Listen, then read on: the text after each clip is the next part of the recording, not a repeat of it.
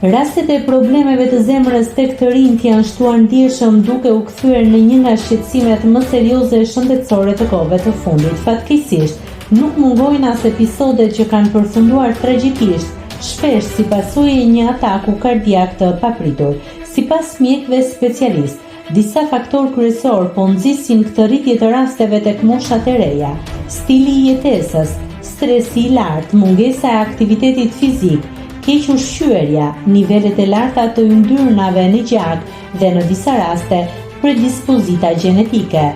Një tjetër problem i shpeshtë është ngatrimi i simptomave të atakut kardiak me ato të atakut të panikut. Kardiologët theksojnë se edhe pse shenjat mund të duken të ngjashme, si vështirësi në frymëmarrje, dhimbje gjoksi apo marrje mendsh, dallimi mes tyre është thelbësor dhe kërkon vlerësim të menjëhershëm mjekësor. Çfarë rekomandojnë specialistët? Mjekët apelojnë që të rinjtë të kryejnë rregullisht ekzaminime rutinë, sidomos ata që kanë faktor risku në familje. Kontrolli periodik i zemrës dhe mbajtja nën kontroll e niveleve të yndyrnave në gjak janë hapa të domosdoshëm për të reduktuar rrezikun e sëmundjeve kardiake.